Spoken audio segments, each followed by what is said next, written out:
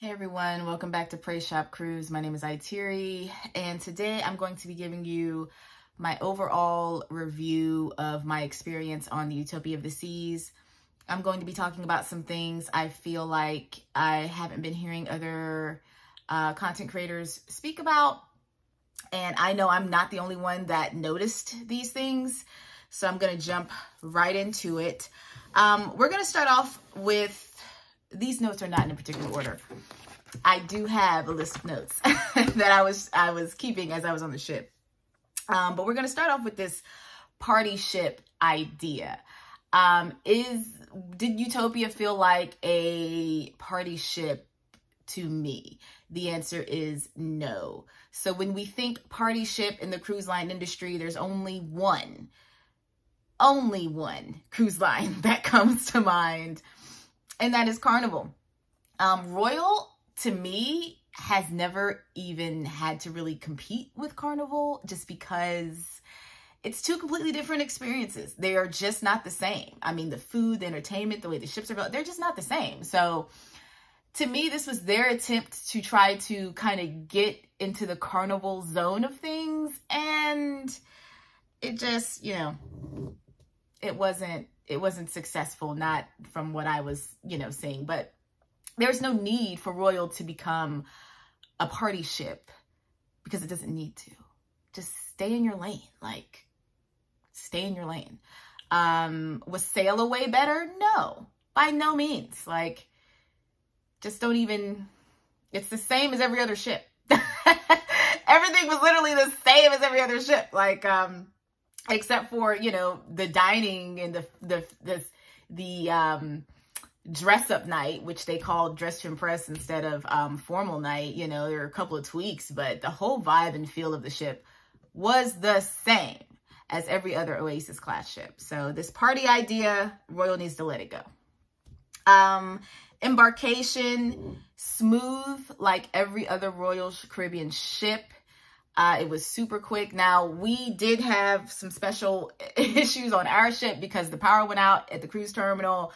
It held everybody up. I mean, people were locked out of the cruise terminal for a long time. People couldn't get into the parking garages. That was a special scenario that I've never seen happen. They never gave us an explanation as to why the power went out or what happened, but it took a good 15 to 20 minutes to get everything back to going. They did have to go check on people. If there were people in the elevators, the escalators can go. It was just a big mess. But beyond that, embarkation was very, very swift and there was no hold up. Also, if you see clips running behind me, they're not going to match what I'm talking about. I don't have the patience to match my clips to my topics. I don't think I ever will. So just enjoy the randomness. Let's see. Reservations. So, if you are sailing on a Royal Caribbean Oasis class ship, you have got to be on top of your reservations. Now, I have heard other content creators talk about this, and it is very important, so I'm going to talk about it too. The first thing I did on Utopia was not even my muster station this time. It was reservations for me and my parents. Because if you let a few hours go by on that first day, the reservations that you wanted for the shows are gone. So how this process works is you reserve your spot for the Aqua Theater, for the other theater, Broadway shows. And if you don't reserve a spot for that night, you can line up. And if all the people that have already reserved already checked in, they will let the overflow in afterwards. But you have to line up and you have to stay until, all the reservations have been completed. I would highly advise you to do the Aqua Dome show on the first night. Okay. There were a lot of technical glitches, not even weather glitches. So you could have a weather issue where you can't see the Aqua Dome show, but there were technicalities that canceled the Aqua Dome show closer toward the end of the trip. So if you hadn't made a reservation, if you hadn't gotten a chance to see it on that first and second day, you were SOL. You were shit out of luck. And it really sucks because that's probably the biggest thing at sea. Nobody else is going to bring you an Aqua Dome show. Now, Royal Caribbean is not my favorite cruise line, but I highly respect what they stand for and the legendary moves they make in the cruise industry. And the Aquadome show, you're only going to see an Aquadome show on land if you go to Vegas. Okay, so that's how big that show is. So if you miss that show, that's a big deal. That's something you're not going to see again for a very long time unless you go to Vegas or you go on another Oasis class ship. And these ships are not like, they're not like inexpensive. They're not pennies. These are thousands of dollars to get on these ships. So please make your reservations when you get on the ship. When me and my family boarded, we got on the ship. We actually did something that we, never do. Usually we go straight to our muster station, but this time we walked around, we took pictures, we got pizza, and we made reservations. I don't regret that. After we ate our pizza and made reservations, then we did our muster. I would highly recommend you make reservations a priority on an Oasis class ship. Bathrooms, the public bathrooms. I was getting confused for some reason. Now, I know like on Royal, the public bathrooms are supposed to be in the same place, I guess, every time. But for some reason, like by the Solarium Bistro, like we couldn't find the public bathrooms. We had to walk out and go and find the public bathrooms. I learned that the public bathrooms are usually outside of the elevators on the left and the right. So if you're confused, find the elevators and go to the left or the right for the public bathrooms. But we did have a little bit of an issue trying to figure out where the public bathrooms were on this ship. They just didn't feel convenient for some reason. I don't know if it was just us or we just captivated by the Utopia, but it wasn't as easy to find this time. Room toilets. Okay, this is something I have not heard anybody else talk about. And I know it wasn't just my room because it was also my parents' room. My parents were right beside me. Now, my parents were in an inside cabin and I was in an inside cabin.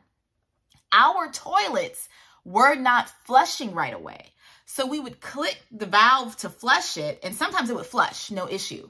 But then other times we would click the valve to flush it, and it would go 5 minutes. 5 minutes in toilet time, okay? So your waste is sitting there for good. That's a long time in toilet time, okay? And then it would just randomly flush. It would just look like, oh, that was the toilet. So I'm not sure really what was going on Utopia with the toilets. I'm not sure if it's something they're working on or like a more efficient flushing system, like this so-called more efficient elevator system, which is not a more efficient elevator system in my opinion. But I don't know if the toilets, if they're doing some experimenting with the toilets, but be prepared for your toilet not to flush right away and be prepared for it to flush at random times after you click that valve. Just know that. I haven't heard anyone else talk about that, but it was not just my toilet. So I witnessed it, okay? So there's that one. Let's go ahead and get into the elevators. So these elevators on Utopia of the Seas, they are cool. So you go to the elevator, you click your floor, and the elevator that comes up, A, B, C, D, E, F, is only supposed to take you to that floor, right? So people were talking about this. I was watching content creators talk about this before I boarded the ship. So I kind of knew what to expect, but I was thinking that the elevator wasn't going to be picking up other people like on the way, that it was just going to take you straight. That is not how it happened. And also, the elevators were coming so quickly that if you were on this end of the hallway and elevator A was on the other end, you had to run to catch that elevator before it closed, which I understand the fastness of the elevator coming, but if you've got to run to catch it and miss it, you're canceling out the efficiency there at that point. And also, there was a lot of confusion about what floor we were on when we stopped because the elevator didn't look the same on the inside. And so when the doors opened, I learned to look at the right side at the green label to see the floor number. I'm like, okay, that's the floor we're on. Now, by the third and fourth day, we had figured out, kind of gotten more comfortable with the elevator system, but by then it was over. So we were not the only ones like, what the hell floor are we on and where are we going? There's a lot of that going on. And some people were just riding elevators up and down to try to get to the right floor because the confusion was just ridiculous. And if you can catch one, because they're so fast, if you can catch one, just get on it and ride it. Another thing about the elevators was the handicap button. So we tested this out with my uncle, who was in a chair assisting him. And that handicap button, when you press it, does prioritize the elevator to come to your floor. And I witnessed this with another person who had accessibility needs. And the elevator passed us and went straight to them and then came back down to us. So if you press that handicap accessibility button, it will prioritize you to get on. And when my uncle did it each time, there was nobody on the elevator. So I'm not sure if it continues to prioritize like an empty elevator for them to scoot on, ride on. I'm not sure, but that prioritization was working. The restaurant crew meetings before the opening of the restaurant. What the heck is going on, Royal? Why are your people meeting? The restaurant opens at 5. Why are they standing and starting to meet at 5 and making us wait on the outside of the restaurants? I did multiple specialty dinings. I did 151. I did chopped grill. I did, what was that one? The mason jar. I almost did all of them. And all of them had the same issue. Why are they meeting right at the opening time and making us wait outside? That was so odd to me. I'm like, y'all had the whole evening to meet before you were supposed to open. So there would be lines of people waiting in Central Park for the doors to open because we had reservations for at 5. And they're sitting there, we can see them meeting.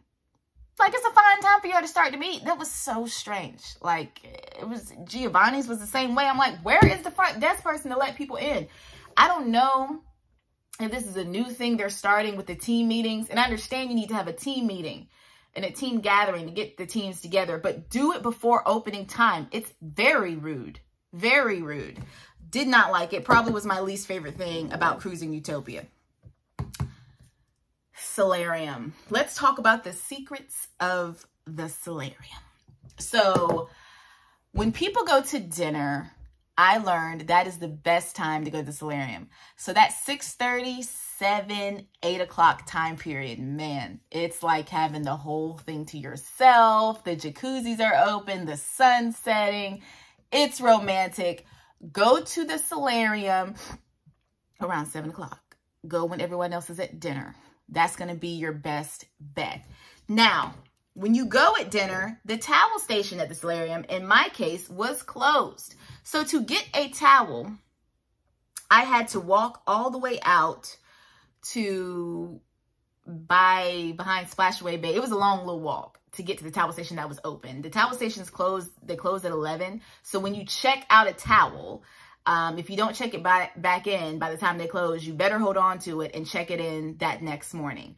Royal Caribbean makes you check in and out towels like we're common criminals and common thieves. Like we're going to go out to sea with a towel and not bring it back. They make us check in and check out towels like we're not going to bring it back. And if you don't check your towel back in, they will charge you because they scan your card in and out. They scan your CPAS card. And if you don't check it back in, you will be charged when you disembark the ship. It is probably the thing I hate the most about Royal Caribbean. Now, the team meetings before dinner, that's high up there. But this check-in and check-out towel thing, that thing burns me to my core. I don't understand it. What are we going to do with the towels? Why would we steal a wet towel after we've used it? Why would we want to pack your rinky-dink little towels? I beyond misunderstand it. And I don't even want anyone talking to me about it. I don't care what explanation you use. It's uncalled for. So, let's talk about the main dining room. Now, I dined actually mostly in specialty dining restaurants. I think I only went to the main dining room once for breakfast because I was determined to try all of the restaurants on Utopia. I mean, I did Hooked. I did all of them.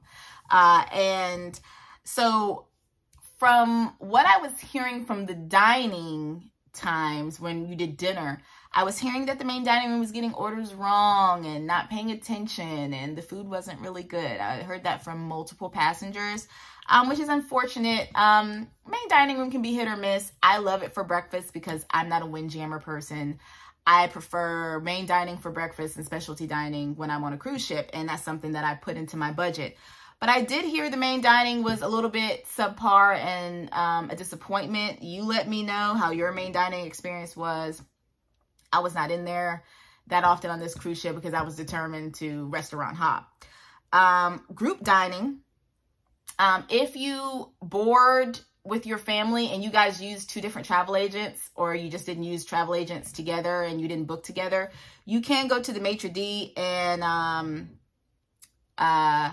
get your dining times put together. So keep that in mind. Just because you're not booked together or you're not already linked together does not mean they cannot link you together. I wanted to put that as a helpful tip on here. My uncle and aunt, they booked from a different travel agent than me and my parents, and we were able to get the maitre d' to link our main dining time so that we would have a table together in the main dining room every time we went. Very important. Inside rooms are big. That was my note. I do have a room tour of my inside room. Go ahead and check that out on the channel. It's on the Utopia of the Seas playlist. The rooms were super big and they were clean. So when I cruised Radiance and Mariner last year for Royal, I was highly disappointed with the cleanliness of the ships. They felt icky. They didn't feel clean and sanitary. I didn't have that issue on Utopia of the Seas. The rooms, and we just got a regular inside room. We didn't get an extended spacious, they call them spacious inside cabins. We didn't even get that one. We got the regular inside cabins. And they were bigger than some people's apartments. I was very pleased with how big the rooms were. I did hear I have seen some people talk about how plain the rooms are. They are plain. I don't know if Royal is planning to add some pizzazz to the rooms, but probably not. I mean, they're just keeping it plain and simple. But the rooms were big. The bathrooms were a very nice size. The shower bows out, so it's a very nice size. You don't feel cramped. A great price, not great price. The inside rooms are expensive. Everything's expensive on Utopia of the Seas. But it's a nice size room.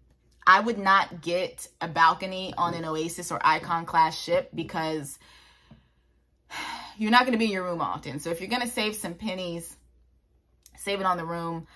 Because if the Icon inside cabins are like anything like what we saw in Utopia, you're going to be highly pleased with your cabin as an inside cabin. You're going to have enough room. You're going to have enough space. It's going to be very nice looking. Save your pennies because you're going to be roaming the ship. Giovanni's table. So Giovanni's table, they moved it to be this double-decker layer view, and you're viewing out to the front of the ship, and you get to see the zipliners roll across. It was great. I enjoyed watching the zipliners at dinner. The service was phenomenal. Probably best service of all the restaurants was Giovanni's table. Chops Grill had really good service, but I'm partial to Chops. Chops is my favorite Royal Caribbean restaurant. It's my favorite steakhouse at sea. But Giovanni's was just paramount with service. I'm a solo cruiser. I mean, even though I cruise with my parents, I still consider myself a solo cruiser because I don't have anyone in my room. I don't have anyone doing most of the activities with me. My parents do their own thing. And I'll say this about all the waiters, not just Giovanni's, but seeing that I was solo, the waiters did talk to me. They did make sure that I was comfortable. You know, they will have conversation with you if they kind of see you're alone and they don't want you to be alone. But Giovanni's was fantastic. The waiter even walked me back out of the restaurant so I wouldn't have to walk out alone. It was really special because when you're alone, things are a lot different than when you're with someone. So Giovanni's was very special to me because he basically made me feel like, you know, he was my date, and he took really good attention to making me not feel alone. So let's talk about the seats at Studio B, the ice skating rink. I know I'm flying through this list, trying not to hold y'all. The seats in the ice skating rink, them suckers recline back, okay? I don't remember the seats at Studio B at Mariner reclining back that far, but they do. And not in a really comfortable way. So you would think they would recline back and they're not comfortable, and they're comfortable, but they recline back and it's not really in a comfortable way. It's like an odd little situation. When you sit in them, you'll know. Just be aware of that, because we sat in them suckers. We were like, oh shoot, you know, it's like it's unexpected. You sink down and you just go back. It's real weird. But what I did like this time was the popcorn okay, that you could get in front of Studio B. So they have popcorn. It's about time they started having popcorn for theater shows. You know, it makes sense. Studio B, the ice skating show, is a show you have to make a reservation for. Make sure you do that. But the popcorn was a great touch. My mom loved the popcorn. I love the popcorn. It was a price for the popcorn. I don't know why that wasn't included. Child, Royal gonna nickel and dime you for everything. The Pesky Parrot. So that was the new bar that everybody's been talking about on Utopia Seas. It was real cool. I loved it. You know, the drinks were great. I would say, Pops may or may not agree, but I would say that that was his favorite bar. I think that's where he got a lot of his drinks from, was the Pesky Parrot. So big ups to the Pesky Parrot. It's one of the first bars you see when you embark the ship. They make sure you don't miss it because it is their, you know, new bar. It's been all over social media. So go to the Pesky Parrot, have a good time. The ice room. So let's talk about what the noise I think I was hearing. So if you're in an inside cabin and we were on deck 12, there was like a utility room behind me and it sounded like an ice maker going all night. It sounded like an ice maker and you just hear it. So just be aware that if you're in an inside cabin, I don't know if it's just inside cabins or if it's just 412 or what it is, but if you're near a maintenance closet, you will be hearing noise all night. It's like a rumbling or I don't know really what's going on back there. You're also going to hear your hangers slide back and forth. Me and my mom and pops, we were hearing noises and the hangers was waking us up when the ship was rocking. Now you don't really feel this ship rock, but we had a second special situation where the captain had to turn around and go back to Florida. And when he had to turn around, he was booking it. Okay. My boy was flying down the highways and the byways of the sea. I ain't gonna hold you. He was pedal to the metal and we felt it. Okay. Cause we felt the hangers rocking. That was the only time we really felt the ship move. That's how I know he was speeding. Cause you don't really feel a big ship like that move, but he was speeding. But be aware that, like I said, I don't know if it's just an inside cabin or what, but if you're by a utility room, you're going to hear some noises. We was hearing noises all night. We was hearing our hangers. There's a lot. You can take the hangers down where you won't hear them slide. But that utility room noise, I couldn't really avoid it. So if you're by a utility room or the ice maker room or whatever, be prepared to hear some noise. Okay. Oh, y'all. I'm going to come back to this one last. There's no real formal night. We had a dress to impress night, which threw me off. I didn't realize that it was going to be on day 3 or I would have booked my specialty dinings a little bit different. The formal night was on day 3 instead of day 2 because day 3 was the day that we were at sea. So if you take a 4-day cruise and you're at sea on day 3, prepare for day 3 to be your dress to impress night. It's not like they're trying to advertise it as like, not like what you would used to have to do back in the day where they would say, you know, dress up in these ball gowns and suits. They're trying to get away from that because I think they want to advertise to a younger crowd. I personally feel that formal night is very important to cruising. It's a part of the legacy of cruising. And yeah, you want to cater to a younger crowd, but make them suckers dress up. Like, you know, make them dress up. It's a part of cruising. And I feel like Royal shouldn't take that away. I feel like they shouldn't take that away. I feel like they should stick to their guns and say, no, we have a true formal night, black tie, sparkly gown, whatever, and make it do what it do. But, you know, times are changing, so that's okay. Everybody has a preference. Wasn't a huge deal. The casinos on Utopia. There are 2 casinos on Utopia, okay? Some people were getting confused. Like, there's a smoking and a non-smoking casino. It's not a smoking and a non-smoking area. No, no, no. It's a smoking casino, which is the main big casino. And then it's a non-smoking casino. That non-smoking casino is in its own room this time. I love how Royal did this on Utopia. When you're walking, I think it's deck 4. The non-smoking casino is first. It's a very small room, but it has enough machines in there to get some people in there.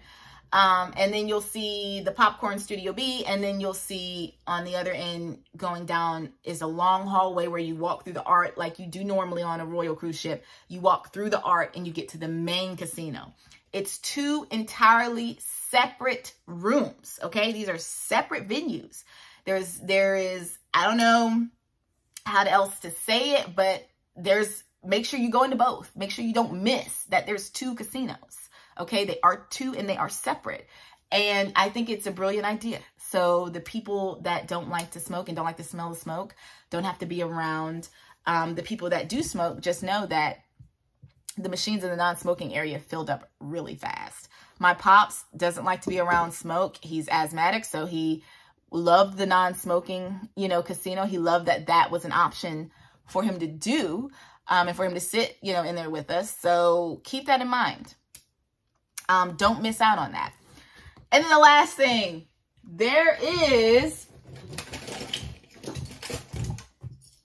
I can't find my royal keychain. Hold on. Okay. This is Mariner. There's no ship keychain like this for Utopia. The way my heart sank into the depths of my soul, like, what you mean it ain't no ship keychain? Every ship, the legacy of Royal. Now, there was a big ship that you can buy, but don't nobody want that. We want this. We want to be able to take this and collect them, okay? This is what I collect. And there was no ship keychain. I got one for Celebrity Beyond. Why would you take this away? This is like one of the best things about collecting things on a cruise ship. So I had to get this little crap. It says Utopia of the Seas on it. My bad. It says Utopia of the Seas on it. I don't know if you can see it. But this is the closest to a ship keychain I could get. Why would you stop this tradition? Why would you stop this? I don't understand. My heart's broken about it. And, I can't do nothing about it, but I got as close as I could get to a ship keychain. But that broke my heart, y'all. Like I said, I don't buy the big ship ones because we have nowhere to put all of that, okay? But the ship keychain is important to me. I'm gonna have to go on older ships now to get stuff like that. And I don't agree with that. I don't know whose idea it was to cut out the ship keychain, but you were wrong. You're wrong. I don't agree with this. I don't agree with the decision that you made. Whoever at Royal Corporate Headquarters is listening, y'all was wrong for that. So, that wraps up my overall Utopia of the Seas review, y'all, because that was a long list. That was a lot. Let me know if you have any questions. Go to my Utopia of the Seas playlist. Watch the vlogs.